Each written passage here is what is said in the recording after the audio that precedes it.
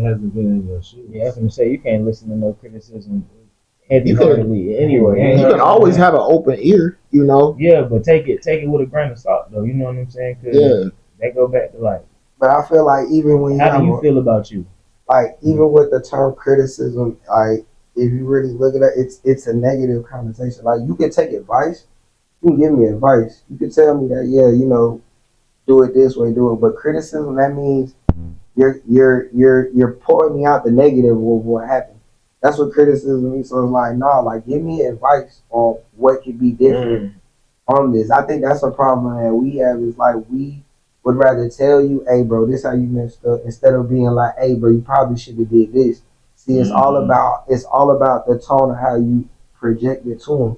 Because it's the difference when you say, hey bro, this where you fucked up, to hey, this is what you probably should have did. Both are saying that you messed up, but one is giving you the hope that, okay, well if I did this, I could have did it. The other one is saying, dang bro, well it happened. And like you said, it's all about the delivery. Even if I feel like you see it the most if you're probably dealing with a child. It's easier with children because grown-ups, I'm like, you're stupid. But like with a child, it's easy to be like, always point out what they did well, but be like, you know, you can do this a little better. Always make. I feel like you can always make, even with things like, hey man, you did this.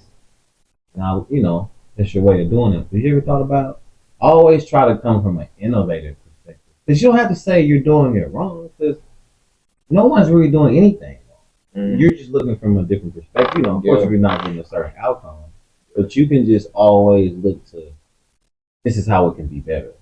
You don't have to, this is wrong, this is the right way to do it. This is just a different way to see this. Maybe you could try it this way.